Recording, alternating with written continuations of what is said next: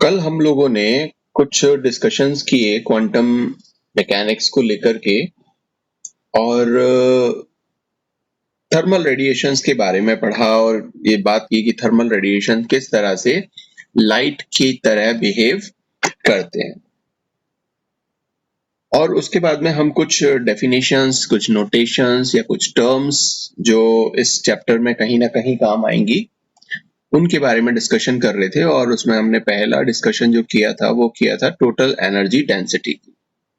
So total energy density जो U है वो किसी भी पर्टिकुलर पॉइंट पर एक ऑब्जेक्ट हमने लिया और उस ऑब्जेक्ट का ये कोई पर्टिकुलर पॉइंट हमने लिया और यहाँ से जो भी एक इस वॉल्यूम से, इस एरिया से, इस पॉइंट से सभी तरह की जो वेवलेंथ है वो जो इमिट हो रही है या रेडिएट जो एनर्जी है, टोटल रेडिएंट एनर्जी, उसकी जो क्वांटिटी है, उसकी जो मात्रा है, उसको हम टोटल एनर्जी डेंसिटी बोलते हैं। और अगर हम स्पेक्ट्रल एनर्जी डेंसिटी की बात करें तो यहाँ पे स्पेक्ट्रल का मतलब है कि होगा सिर्फ सेम ऐसे ही कि हमने एक ऑब्जेक्ट लिया हुआ है और उसका एक पर्टिकुलर हमने एक वॉल्यूम हमने ले लिया। इस वॉल्यूम से, पर यूनिट वॉल्यूम से, अब इस ऐसे कई सारे वॉल्यूम इसमें हो सकते हैं, ये भी हो सकता है, ये भी हो सकता है, ऐसे कई सारे वॉल्यूम हो सकते हैं, लेकिन हमने इस पर्टिकुलर वॉल्यूम को चूज किया, एक को। तो इस पर्टिकुलर वॉल्यूम से एक पर्टिकुलर वेवलेंथ की, यहाँ पर क्या है, सभी वेवलेंथ, हमने यहाँ पे बताया था सभी वेवलेंथ, ऑल वेवलेंथ्स, ठीक है। लेकिन यहाँ पर जब हम स्पेक्ट्रल एनर्जी डेंसिटी की बात करेंगे तो यहाँ पे कोई एक स्पेसिफिक वेवलेंथ जो रेंज है उसकी हम बात कर रहे हैं, स्पेसिफिक वेवलेंथ रेंज की। तो वो अगर इस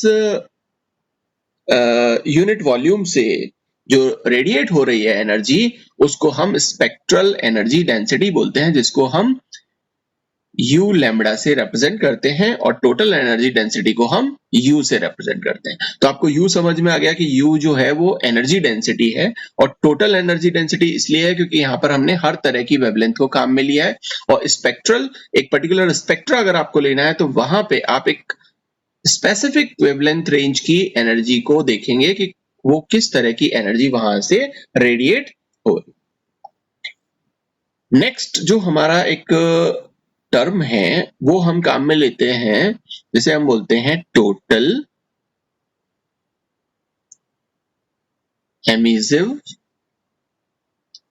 पावर,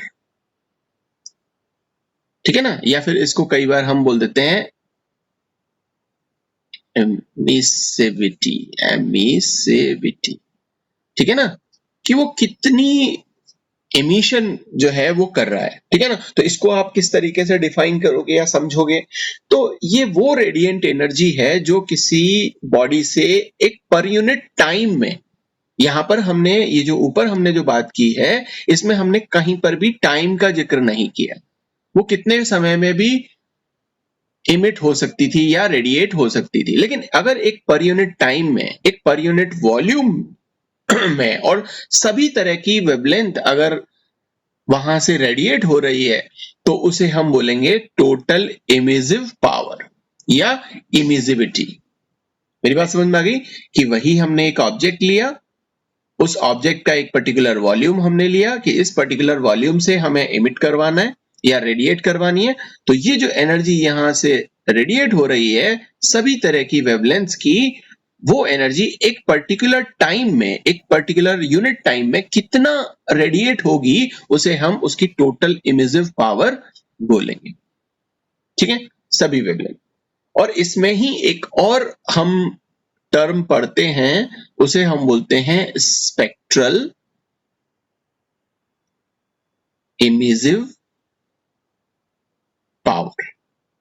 अब ये स्पेक्ट्रल इमिसिव पावर क्या है?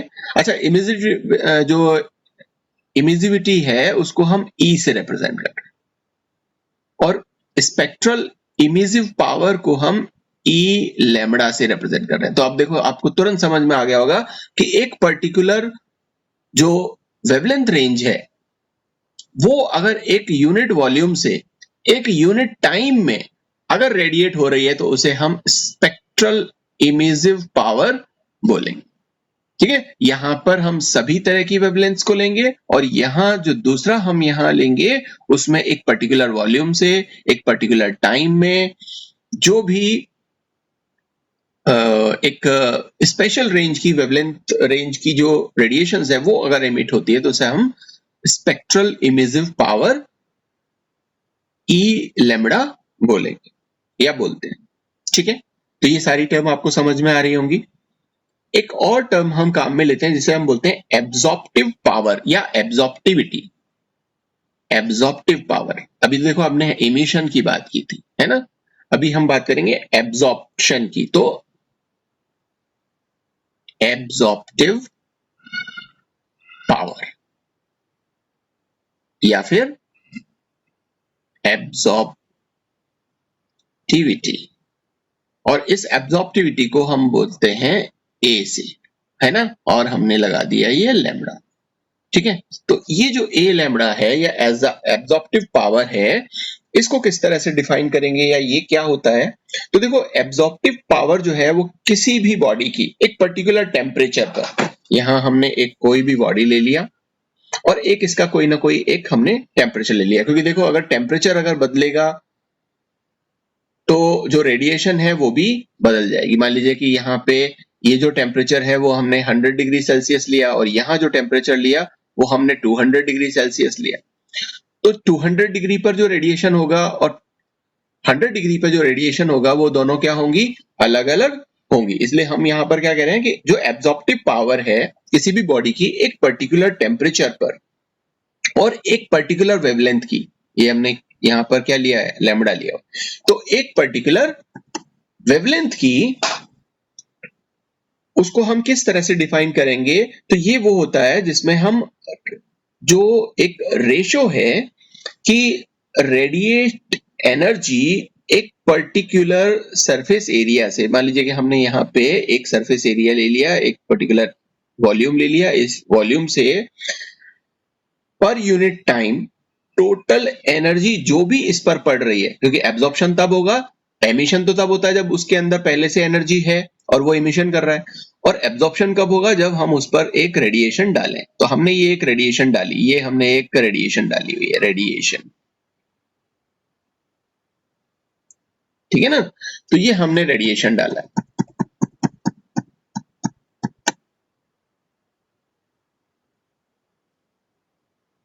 रेडिएशन, ये हमने इसके ऊपर रेडिएशन डाला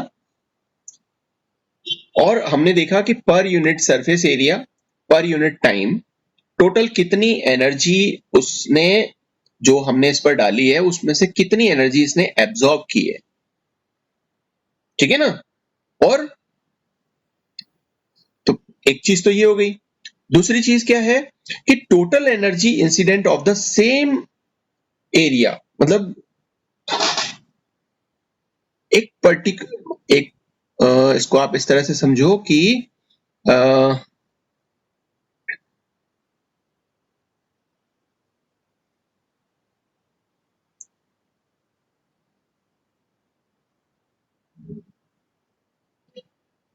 A lambda equals to radiate energy या radiant energy absorbed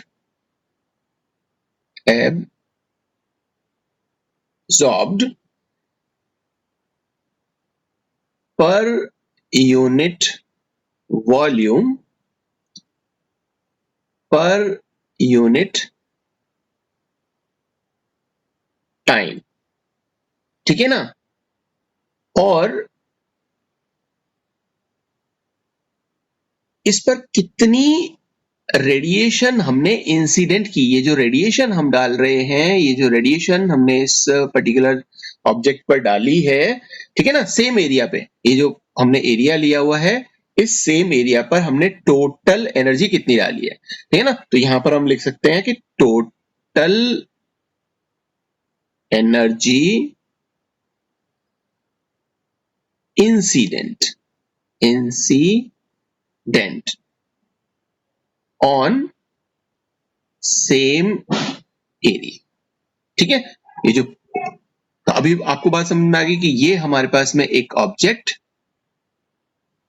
ये हमने एक एरिया चूज कर लिया कि इस एरिया पर हम ये रेडिएशन डाल रहे हैं, तो इस पर्टिकुलर एरिया ने एक पर्टिकुलर समय पर कितनी एनर्जी एब्जॉर्ब की by the ratio two the ratio कि कितनी एनर्जी हमने इस पर डाली।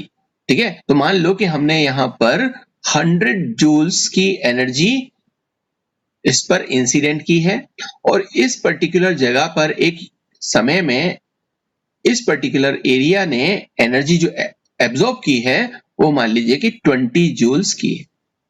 तो इसकी जो एब्जॉर्प्टिव पावर होगी वो क्या हो जाएगी, वो हो जाएगी 20/100, क्योंकि 100 क्या है, वो एनर्जी है जो हमने इंसिडेंट की है और 20 क्या है, 20 वो है जो उसने एक पर्टिकुलर समय में एक उसी सेम वॉल्यूम ने क्या की है, एब्जॉर्ब की है। ठीक है, तो टोटल में से कितना एब्जॉर्ब हुआ है वो उसकी एब्जॉर्प्टिव पावर हो जाएगी। ठीक है, सो इसको हम इस तरह से बता सकते हैं। और एक होता है रिलेटिव एमिटेंस। रिलेटिव एमिटेंस, अब ये रिलेटिव एमिटेंस क्या होता है, इसको हम स्मॉल ई से रिप्रेजेंट करते हैं। ठीक है, स्मॉल ई ये भी एक तरह का रेशो है रिलेटिव, क्योंकि हमने यहाँ पे नाम ही दे दिया रिलेटिव। ये भी एक तरह का रेशो है और इसमें हम क्या करते हैं कि किसी भी एक सरफेस से हमने वापस से एक ऑब्जेक्ट लिया और इसका जो भी एक सरफेस है, एक पर्टिकुलर सरफेस है ना, ये पूरा का पूरा ये जो सरफेस है, इस सरफेस से कितनी रेडिएशंस इमिट हुई और जो ब्लैक बॉडी है उससे कितनी रेडिएशंस इमिट हुई, मतलब radiations emitted from surface of any object, किसी भी ऑब्जेक्ट के सरफेस से कितना रेडिएशन इमिट हुआ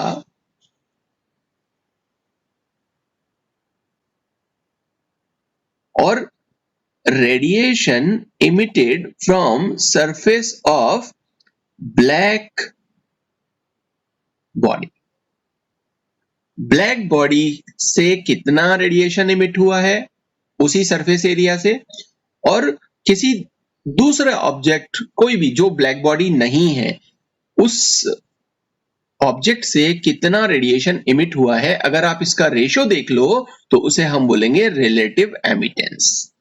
अब ऐसा क्यों लिया है, तो उससे पहले हमें क्या समझना पड़ेगा, उससे पहले हमें समझना पड़ेगा ये ब्लैक बॉडी को कि ब्लैक बॉडी क्या होती है। ठीक है, सो हम बात करते हैं अब ब्लैक बॉडी की। उस ब्लैक बॉडी को समझने के बाद ये जो आपका रिलेटिव एमिटेंस है इसको आप आसानी से समझ सकते हो, या यहां जो मैंने लिखा है कि किसी भी ऑब्जेक्ट से रेडिएंट जो भी रेडिएशन इमिट हो रहे हैं टू किसी भी ब्लैक बॉडी से रेडिएशन इमिट हो रहे हैं, इसका जो रेशियो है उसको हम रिलेटिव एमिटेंस बोलेंगे। तो इसके लिए हम सबसे पहले अब बात करते हैं ब्लैक बॉडी की कि ब्लैक बॉडी क्या होती है। ब्लैक बॉडी, अभी देखो नाम से पता चल रहा है, क्या पता चल रहा है, ब्लैक बॉडी मतलब कोई भी ऐसी चीज जो ब्लैक हो उसको हम क्या बोलेंगे, ब्लैक बॉडी। बट ऐसा नहीं है। ठीक है, एक ब्लैक बॉडी एक ऐसा ऑब्जेक्ट होता है जिस पर अगर हम कोई हीट डालें या रेडिएशन एनर्जी प्रोवाइड करें, मान लीजिए कि ये कोई एक ऑब्जेक्ट है, ठीक है ना, ये एक क्यूबिकल ऑब्जेक्ट है, इस पर मैंने क्या किया, रेडिएशंस डाले, ये रेडिएशंस मैंने इस पर इंपार्ट किए। ये अलग अलग जगह से रेडिएशंस आ रखे होते हैं, जरूरी नहीं है कि इसमें एक जगह से ही आप दो, इसमें आपके रेडिएशंस कहीं से भी आ सकते हैं। ठीक है ना, अब ये रेडिएशंस को क्या करेगा, एब्जॉर्ब करेगा।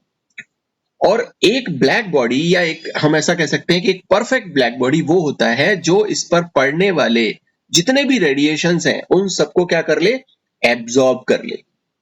तो एक आइडियल ब्लैक बॉडी वो होगा जो क्या करेगा, ये रेडिएशंस जो भी इस पर हम डाल रहे हैं उन सबको क्या करे, एब्जॉर्ब कर ले। तो उसका ब्लैक होना जरूरी नहीं है।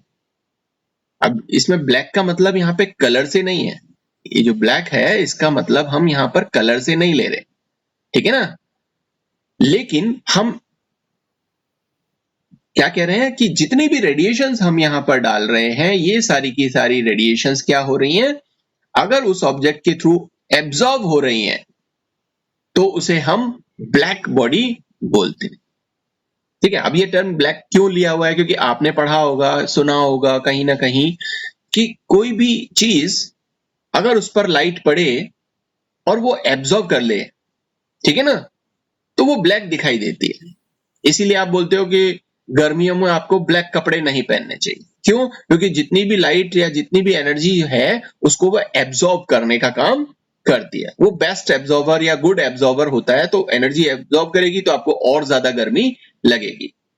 और अगर यहां से कोई चीज रिफ्लेक्ट हो रही है तो वो जब वो आपकी आंखों तक पहुंचती है तो आपको वो क्या होती है, वो दिखाई देती है, ठीक है ना। तो इसका मतलब क्या है कि उसको सारी की सारी लाइट को क्या कर देना चाहिए, एब्जॉर्ब कर लेना चाहिए, तो वो ब्लैक कलर का दिखाई देगा। और सारी की सारी लाइट को अगर रिफ्लेक्ट कर देता है तो वो व्हाइट कलर का होता है ना। मतलब सारी की सारी लाइट के जो भी रेडिएशंस है उनका मिक्सचर जो है वो व्हाइट बनाता है, और सभी एब्जॉर्प्शन हो जाए तो वो ब्लैक बनाता है, ठीक है। इसीलिए रात को जो है आपको अंधेरा दिखता है और जो स्पेस है वो भी आपको पूरा डार्क है, ब्लैक है। क्यों है? क्योंकि वहां पे जो भी लाइट है वो किसी भी तरीके से रिफ्लेक्ट होकर के हम तक उस तरह से नहीं आ रही, और जब इस तरह से होती है तो हमें वो वहां पे वो चीज ब्लैक दिखाई देती है, ठीक है। इसी तरह से एक चीज और आपने पढ़ी होगी, ब्लैक होल्स के बारे में पढ़ा होगा। और ब्लैक होल्स क्या होते हैं? ब्लैक होल्स कोई किसी एक चीज में हमने वहां होल नहीं किया हुआ कि वो ब्लैक होल हो गया। ब्लैक होल का मतलब है वो ऐसा ऑब्जेक्ट है, वो हाई मैसिव, इतनी ज्यादा डेंसिटी का ऑब्जेक्ट है कि उसकी ग्रेविटेशनल पुल जो है वो बहुत ज्यादा है, जिसकी वजह से कोई भी चीज, इवन लाइट भी जो है वो भी उसके आसपास से गुजरती है तो उसको भी वो एब्जॉर्ब कर लेता है, और वहां से कुछ रिफ्लेक्ट होता नहीं है तो हमें वो ब्लैक दिखाई देती है, ठीक है। तो अभी वापस हम यहां पर आते हैं अपने मेन टॉपिक पर, ब्लैक बॉडी पर। तो ये ब्लैक बॉडी, तो ऐसी कोई, अच्छा ब्लैक बॉडी एक ना आइडियल कंडीशन है, ऐसा होता नहीं है, ऐसी एक कोई बॉडी होती नहीं है जो जरा भी लाइट को रिफ्लेक्ट ना करे, लेकिन फिर भी हम बोलते हैं कि ऐसा आइडियल एक कंडीशन है। लेकिन मैक्सिमम इस आइडियल नेचर तक हम पहुंच सकते हैं। बहुत सारे कुछ ऐसे सब्सटेंस हैं जो आइडियली तो नहीं है लेकिन इस आइडियल बिहेवियर के पास आसपास है, तो उस सिस्टम को हम बोलेंगे ब्लैक बॉडी। और इस ब्लैक बॉडी से ये जितनी भी एब्जॉर्प्शन हो रही है, ठीक है ना, तो ऐसे ऑब्जेक्ट को आप बोल दोगे कि साहब ब्लैक बॉडी। और मैंने आपको जैसे बताया कि ये आइडियल नहीं है, तो यहाँ पर हमारे पास में कुछ ऐसे सब्सटेंसेस हैं जो आइडियली ब्लैक बॉडी के जैसे बिहेव करते हैं या इसके आसपास का नेचर रखते हैं। जैसे कि जो लैम्प ब्लैक है या प्लेटिनम ब्लैक है, ये ब्लैक बॉडी के एक नियरेस्ट अप्रोच में होते हैं, ठीक। अब थोड़ा सा ये समझने की कोशिश करते हैं कि ब्लैक बॉडी है क्या और ब्लैक बॉडी बनाए कैसे। क्योंकि ब्लैक बॉडी जो है वो होती नहीं है, वो बनाई जाती है, क्योंकि सभी चीज किसी ना किसी तरीके से कुछ ना कुछ लाइट को रिफ्लेक्ट करेगी करेगी। इसलिए हम क्या करेंगे, एक ब्लैक बॉडी को कंस्ट्रक्ट करेंगे या बनाएंगे। तो हम क्या करते हैं, एक ब्लैक बॉडी के हमारे पास में कुछ अप्रोक्सीमेशंस है, कुछ क्लोज अप्रोक्सीमेशंस दिए बना करके। तो एक ब्लैक बॉडी बनाई किसने? फेरी ने। हम यहाँ पे पहले पढ़ते हैं फेरी की black body, Ferry's black body. अभी ब्लैक बॉडी क्या थी, उन्होंने एक एनक्लोजर इस तरीके का बनाया, गोल एक एनक्लोजर बनाया है ना। अब ये वैसे गोल नहीं दिख रहा लेकिन आप इसको गोल मानो, आप किसी दूसरे शेप का भी बना सकते हो। और इस तरह का उन्होंने एक कॉपर का एक इस तरीके का स्फेरिकल जो अंदर से खोखला था एक बॉल बनाया, ठीक है ना। और इस बॉल के अंदर एक छोटा सा छेद रखा है, यहाँ पे ये जो आपको दिख रहा है ना, ये होल दिख रहा है, एक छोटा सा होल रखा, बहुत जो मतलब कुछ नैनोमीटर्स में इसका पोर साइज था या इस होल का साइज था, एक फाइन होल था ये, तो आप इसे बोल सकते हो इट्स अ फाइन होल, ठीक है ना, एक फाइन होल है। अब इसमें उसने उन्होंने एक रेडिएशन डाली इस होल के थ्रू, ठीक है ना, तो इस होल के थ्रू उन्होंने इस रेडिएशन को यहां पे डाला, ये, तो इसे हम बोलेंगे इंसिडेंट रेडिएशन, इंसिडेंट रेडिएशन। और ये जब रेडिएशन आगे की तरफ मूव करेगा इस तरह से, तो ये यहां से टकराएगा, और क्योंकि ये गोल है तो ये टकरा करके यहां से क्या करेगा, इधर जाएगा, यहां से टकरा के कहां जाएगा, इधर जाएगा, यहां से टकरा के कहां जाएगा, यहाँ जाएगा, यहां से यहां जाएगा, तो लगातार ये जहां भी टकराता रहेगा वहां से रिफ्लेक्ट होता रहेगा, और इसी पूरे ये जो हमने एक ब्लैक बॉडी बनाई है, जो एक होलो स्फीयर, एक होलो सर्कुलर स्फीयर है, इसके अंदर ही वो घूमती रहेगी, ठीक है ना, इधर गई, फिर इधर गई, फिर इधर से इधर गई, फिर वहां से टकरा के इधर गई, तो इस तरह से।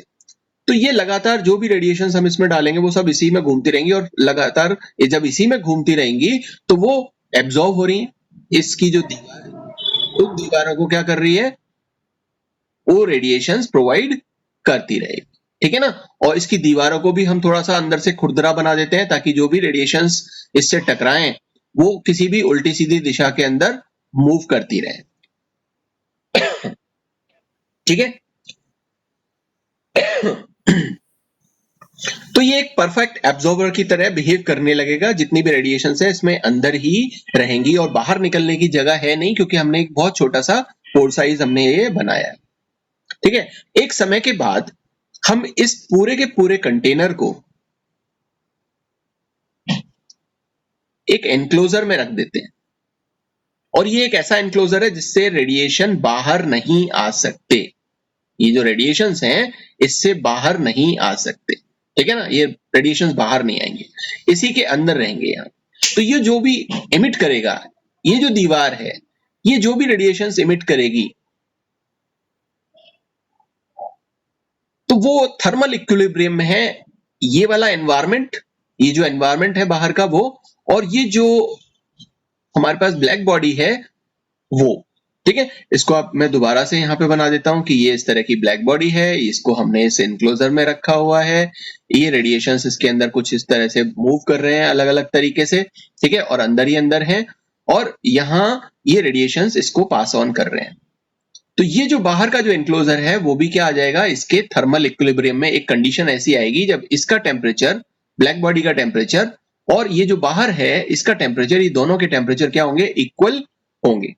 ऐसी कंडीशन में आप देखोगे कि यहां से रेडिएशंस बाहर नहीं आ रहे, तो ये जो चीज है बाहर का एनक्लोजर, और ये जो चीज है जो आपका ब्लैक बॉडी है, इस ब्लैक बॉडी से जो रेडिएशंस निकल रहे हैं, ये रेडिएशंस जो निकल रहे हैं, इसने तो सबसे पहले क्या किया था, यहां से हमने जो लाइट पास की थी या ये रेडिएशन पास किए थे, उसने सबसे पहले इसको एब्जॉर्ब किया, और बाद में क्या किया, इन रेडिएशंस को इमिट किया, और इन दोनों का टेम्परेचर बराबर है। इसका मतलब ये हुआ कि ये जो ब्लैक बॉडी है ये रेडिएशंस इमिट भी करती है, ये एब्जॉर्ब नहीं करती है, ये इमिट भी करती है, ठीक है ना। तो एक ब्लैक बॉडी एक अच्छी एब्जॉर्बर भी होती है और एक अच्छी इमीटर भी होती है, एक अच्छा उत्सर्जन भी करती है रेडिएशंस का, और रेडिएशंस का अवशोषण भी करती है, ठीक है ना। तो ये बात हमें यहां पर समझ में आती है,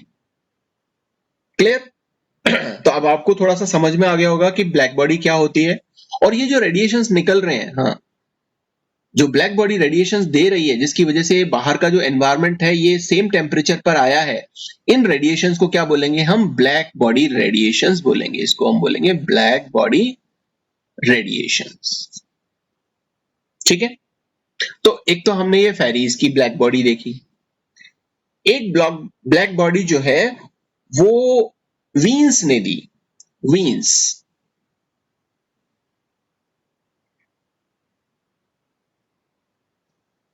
वीन्स ब्लैक बॉडी,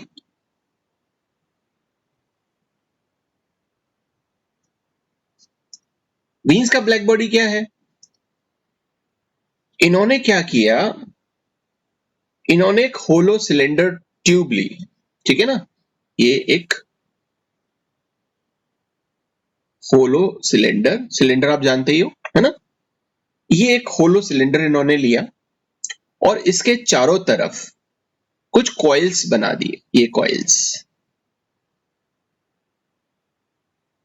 जो इसको गर्म करेंगे या रेडिएशन देंगे, थर्मल रेडिएशंस देंगे, ठीक है ना। तो ये जो कॉइल्स मैंने बनाए हैं, इन कॉइल्स को आप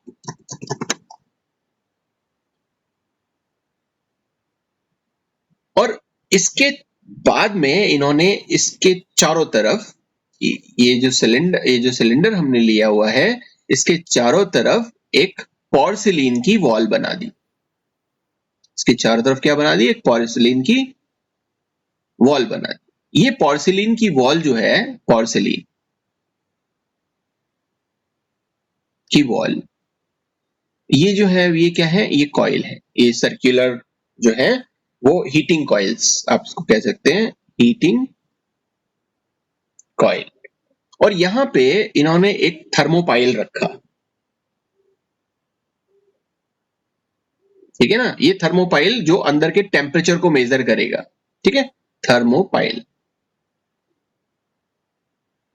कि जब हम इसको हीटिंग कॉइल से इसको हीट करेंगे तो अंदर क्या टेम्परेचर है उसको मेजर करने के लिए हमने यहाँ पर एक थर्मोपाइल लगाया। और ये जो जगह थी, यहां से ये जब हीट होगी और यहां से निकल नहीं पाएगी क्योंकि हमने यहाँ पोर्सिलीन की वॉल लगाई हुई है, तो वो उसको इमिट यहां से नहीं होने देगी। ये एक अच्छा, ये जो जगह है, ये जो जगह है ये वाली, ये बहुत ही छोटी जगह है ना, ये जिस तरीके से हमने यहाँ पे पोर साइज दिखाया था इसी तरह से छोटा सा पोर साइज है यहाँ पे, और जितनी भी रेडिएशंस निकलेंगी यहाँ से वो इस तरह से निकलेंगी, ठीक है ना। तो ये जो रेडिएशंस यहां से जो इमिट हो रही हैं वो क्या है, वो ब्लैक बॉडी रेडिएशंस होती है, ठीक है। तो दोनों तरह के ब्लैक बॉडी आपको समझ में आ गए, एक वो ब्लैक बॉडी जो फेरी ने दिया और एक दूसरा ब्लैक बॉडी जो किसने दिया, वीन्स ने दिया। लेकिन ये जो ब्लैक बॉडी रेडिएशंस जब ये किए, ये तो मैंने अभी आपको बताया कि ब्लैक बॉडी क्या होती है और ब्लैक बॉडी किस तरह की बनाई गई, जिनसे कुछ एक्सपेरिमेंट्स किए गए। तो इस ब्लैक बॉडी रेडिएशन से कुछ रिजल्ट्स हमारे पास में आए, और क्या रिजल्ट्स आए, तो हमारे पास 3 रिजल्ट्स आए। पहला रिजल्ट क्या था, जब इस ब्लैक बॉडी से ये जो हीट कर रहे हैं और यहाँ पर ये डाली है, इससे इन्होंने कुछ ऑब्जर्वेशंस देखे या कुछ रिजल्ट्स इनको मिले। क्या मिले कि इन्होंने देखा कि जब जब हम टेम्परेचर इंक्रीज करते हैं ब्लैक बॉडी का, जैसे जैसे ब्लैक बॉडी का टेम्परेचर इंक्रीज होता जाता है, वैसे वैसे जो रेडिएशंस हैं वो भी ज्यादा निकलती है। मतलब अगर इसका टेम्परेचर यहाँ पर कम है, ये जो कॉइल जो जिससे हम हीट कर रहे हैं कॉइल के थ्रू, अगर हमने यहाँ पर कम हीट दी है तो ये रेडिएशन भी कम निकालेगी, और अगर हमने इसको ज्यादा हीट दी है तो ये रेडिएशंस भी ज्यादा निकालेंगी। मतलब जो रेडिएशंस हैं, ब्लैक बॉडी रेडिएशंस, वो किस पे डिपेंड कर रहे हैं, वो डिपेंड कर रहे हैं टेम्परेचर पर, कि अगर टेम्परेचर ज्यादा है तो रेडिएशंस भी ज्यादा है, टेम्परेचर कम है तो रेडिएशंस भी कम है, ठीक है। इसको एक ग्राफ से थोड़ा सा समझते हैं कि ये ग्राफ किस तरीके से आता है। ये हमारे पास में मान लीजिए एनर्जी, ये हमने पढ़ी थी अभी थोड़ी देर पहले, आप लोगों को याद होगी कि क्या कहते हैं इसको, लैम्बडा, जो स्पेक्ट्रल एमिसिव पावर थी। और ये हम ले लेते हैं यहाँ पे वेवलेंथ, और वेवलेंथ जो है वो हम नैनोमीटर में ले लेते हैं, इस तरह से ये। तो हमने क्या किया, हमने जैसे जैसे यहाँ पे एक ग्राफ देखा, इस तरीके का ग्राफ देखा, इस तरीके का ग्राफ। तो आप यहाँ पे देखोगे ये ग्राफ क्या है, एक्चुअली ये T1 टेम्परेचर है, ये T2 टेम्परेचर है, ये T3 टेम्परेचर है और ये T4 टेम्परेचर है, ठीक। अब T1 क्या है, T1 टेम्परेचर है, मान लीजिए कि 900 केल्विन है, T2 टेम्परेचर क्या है, वो मान लीजिए कि 1000 केल्विन है, और T3 टेम्परेचर क्या है, वो मान लीजिए कि 1200 केल्विन है, और T4 टेम्परेचर क्या है, वो है मान लीजिए 1500 केल्विन। तो आप ये देख रहे हो कि टेम्परेचर जो है वो हम लगातार क्या कर रहे हैं, इंक्रीज कर रहे हैं। यहाँ पर टेम्परेचर इंक्रीज हो रहा है, पहले 900 केल्विन, 1000 केल्विन, 1200 और 1500। इस तरह से टेम्परेचर जैसे जैसे बढ़ रहा है, आप यहाँ देखोगे जैसे जैसे टेम्परेचर बढ़ रहा है वैसे वैसे जो एनर्जी है, जो वो भी क्या हो रही है, बढ़ रही है। ठीक है ना। तो ये अमाउंट जो एनर्जी का है वो भी ज्यादा इमिट हो रहा है। T1 टेम्परेचर पर कम इमिट हो रहा है, इतना ही सिर्फ। T2 टेम्परेचर पे इतना इमिट हो रहा है, T3 टेम्परेचर पर इतना हो रहा है, और T4 टेम्परेचर पर इतना हो। तो लगातार जैसे जैसे टेम्परेचर बढ़ता जा रहा है वैसे वैसे जो एनर्जी है, इमिट एनर्जी है, वो भी क्या है, ज्यादा हमें निकल रही है। तो इस ग्राफ से हमें ये प्रूव होता है। दूसरा जो रिजल्ट आया या दूसरा जो ऑब्जर्वेशन देखा गया, वो क्या देखा गया कि जैसे जैसे ब्लैक बॉडी का टेम्परेचर इंक्रीज होता है वैसे वैसे जो लैम्बडा मैक्स की जो वैल्यू है या वेवलेंथ की जो वैल्यू है वो लोअर वेवलेंथ की तरफ मूव करती जाती है। आप इस ग्राफ से एक और चीज देख रहे होगे, ये जो वैल्यू है, ये ग्राफ थोड़ा सा हमने जो बनाया है वो स्केल पे नहीं है, ठीक है ना। तो इसको थोड़ा सा आप लोग माइंड मत करना, और इसको मैं थोड़ा सा स्केल पे बनाने की कोशिश करता हूं। ये इस तरीके का ग्राफ आता है,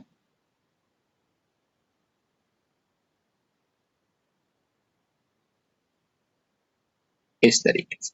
तो आप यहां पे देखोगे ये वैल्यू क्या है, ये जो मैक्सिमम एब्जॉर्प्शन हुआ है, ये जो लैम्बडा है इसमें मैक्सिमम एब्जॉर्प्शन हुआ है, मतलब कि इसको बोल सकते हैं हम लैम्बडा मैक्स। ठीक है ना। वो वेवलेंथ की वैल्यू जो सबसे ज्यादा एब्जॉर्ब हुई, और इसके आसपास की जो वैल्यू होगी वो क्या होगी, लैम्बडा से कम होगी, मतलब लैम्बडा की जो वैल्यू है वो इससे कम होगी, इसलिए इसको हम बोलते हैं लैम्बडा मैक्स। तो ये जो लैम्बडा मैक्स की वैल्यू है, जैसे जैसे टेम्परेचर इंक्रीज होता जाता है वैसे वैसे ये लोअर वेवलेंथ की तरफ मूव कर रही है। आप ये देखो यहां पर लैम्बडा मैक्स आएगा, इसका अगर आप देखोगे तो लैम्बडा मैक्स यहां आएगा, इसका आप देखोगे तो लैम्बडा मैक्स यहां आएगा। तो आप देख रहे हो कि लगातार किधर मूव कर रहे हैं हम, लोअर वेवलेंथ की तरफ मूव कर रहे हैं। ठीक है। सो ये जो लैम्बडा मैक्स की वैल्यू है ये कुछ इस तरीके से आपको दिखाई देगी। ठीक है, मतलब कि घटती हुई क्रम में, ये घटते हुए क्रम में। ठीक, इस तरीके से आपको ये शो होगी। तो ये दूसरा ऑब्जर्वेशन था। और ब्लैक स्मिथ ने भी एक एक्सपेरिमेंट करके देखा, और वहां पे उन्होंने बताया कि जो हीटेड ऑब्जेक्ट्स होते हैं वो ज्यादा से ज्यादा लोअर वेवलेंथ की जो, जैसे जैसे टेम्परेचर बढ़ता जाता है वैसे वैसे वो लोअर वेवलेंथ की तरफ मूव करते रहते हैं। अब इसको थोड़ा सा समझो, इस एक्सपेरिमेंट को। ये जो पहला एक्सपेरिमेंट था जहां पर हमने देखा कि जितनी ज्यादा टेम्परेचर होगा उतना ही ज्यादा रेडिएशंस निकलती है। मान लीजिए कि आपने एक कप ले लिया, ठीक है, और इसमें आपने चाय ले ली, और इसका टेम्परेचर हम ऐसा मान लेते हैं कि इसमें जो चाय है उसका टेम्परेचर है 100 डिग्री सेल्सियस। एक अपने दूसरा कप लिया, और इस दूसरे कप के अंदर जो चाय है उसका जो टेम्परेचर है वो मान लीजिए कि 50 डिग्री सेल्सियस। तो इससे निकलने वाली जो रेडिएशंस हैं, जो इससे निकलने वाली रेडिएशंस हैं, और यहाँ पे 50 डिग्री वाला जो टेम्परेचर है उसकी जो चाय से निकलने वाला रेडिएशंस है, तो आप बता सकते हो कि जहां पे टेम्परेचर ज्यादा होगा वहां पे जो रेडिएशन है वो क्या होगा, ज्यादा होगा, और जहां पर कम टेम्परेचर है वहां पे रेडिएशन क्या होगा, कम होगा।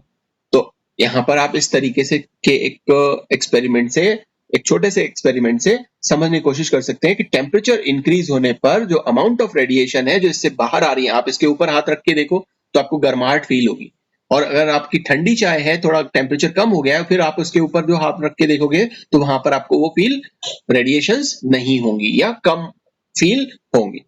और दूसरा एक्सपेरिमेंट को अगर आप यहां पर देखो कि वो टेम्परेचर जब आप बढ़ाते जाते हो तो जो लैम्बडा मैक्स की वैल्यू है वो कम होती जाती है, या वेवलेंथ की वैल्यू कम होती जाती है। इसको समझने के लिए आप एक एक्सपेरिमेंट को देखो कि मान लीजिए कि आपके घर में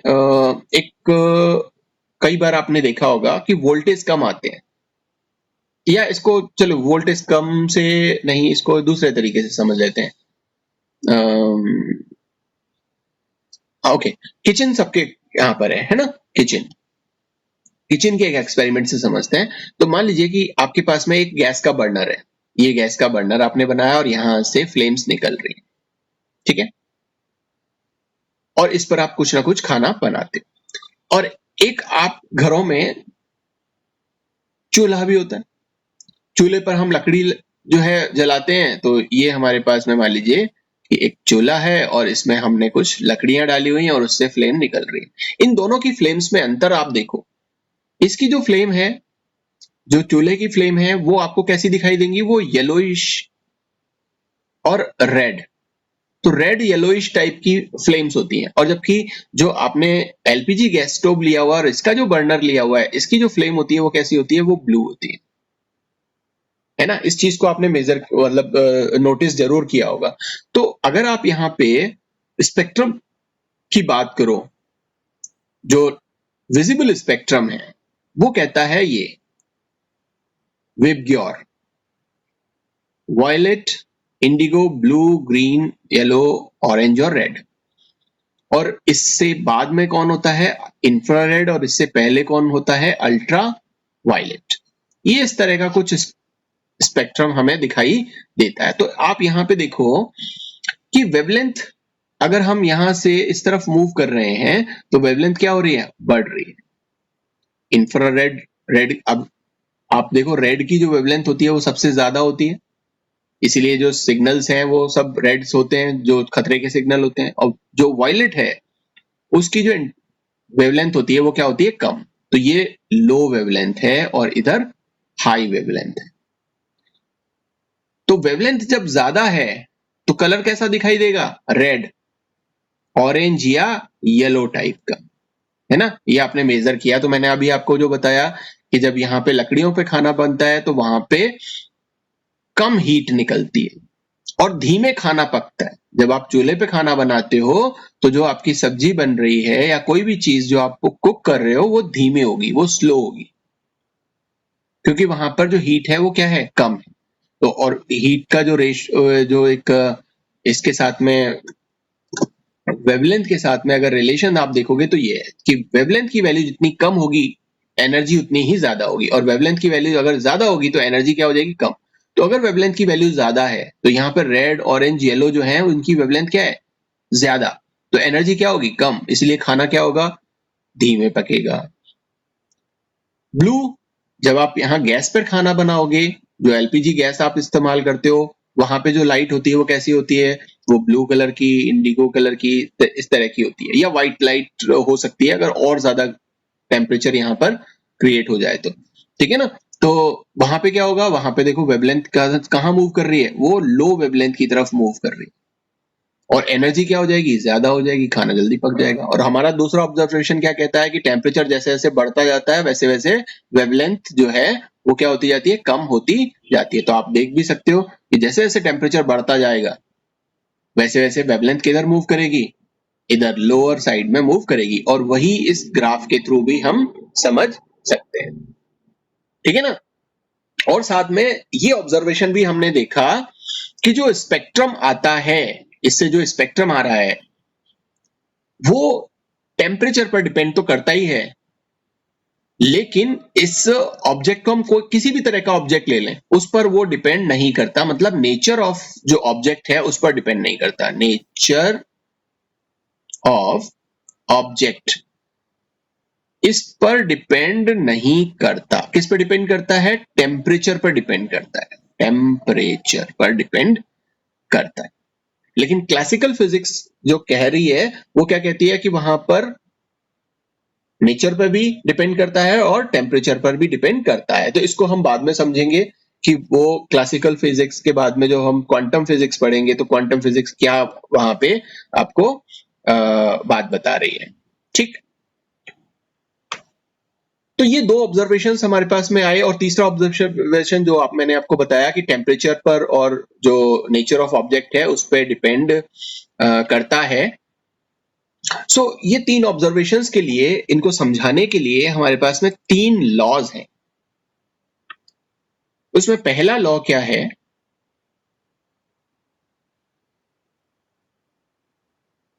Stephen's law, Stefan's Boltzmann law, क्योंकि दोनों ने ही मिलकर के और इस लॉ को दिया था, इसलिए इसे हम स्टीफन्स बोल्ट्जमैन लॉ बोलते हैं। अब देखो स्टीफन बोल्ट्जमैन लॉ क्या कहता है? वो कहता है कि मान लो कि कोई आपके पास में एक ऑब्जेक्ट है, ये ऑब्जेक्ट, और ये रेडिएशंस दे रहा है, वो ब्लैक बॉडी रेडिएशंस की बात कर रहे हैं ना, तो ये रेडिएशंस यहां से निकाल रहा है, ठीक। अब इस ऑब्जेक्ट से जो रेडिएशंस निकल रही हैं, तो एनर्जी की फॉर्म में निकल रही हैं और एक पर्टिकुलर टाइम में निकल रही हैं। तो हम ऐसा मानते हैं कि एक छोटा सा एनर्जी में चेंज आया एक पर्टिकुलर टाइम में, तो ये कितनी एनर्जी इसकी निकलेगी, हमने यहां पर बोला कि पहला ऑब्जर्वेशन कि जितना ज्यादा टेम्परेचर होगा उतना ही ज्यादा अमाउंट ऑफ रेडिएशंस निकलते हैं। तो ये दो चीजों पर डिपेंड करता है। पहला कि अगर हमने ये बड़ा ऑब्जेक्ट लिया और एक हमने ये छोटा ऑब्जेक्ट लिया और इससे भी रेडिएशंस निकल रहे हैं, तो जाहिर सी बात है जो छोटा ऑब्जेक्ट है उससे रेडिएशंस कम निकलेंगे और जो बड़ा ऑब्जेक्ट है उससे रेडिएशंस क्या निकलेंगे, ज्यादा निकलेंगे। मतलब कि ये डायरेक्टली प्रोपोर्शनल होता है सरफेस एरिया के, ये एरिया, ठीक है, इसका सरफेस एरिया कम है इस छोटे ऑब्जेक्ट का और इसका सरफेस एरिया ज्यादा है, तो जाहिर सी बात है यहां से रेडिएशन ज्यादा निकलेंगे। तो सरफेस एरिया पे डिपेंड करता है।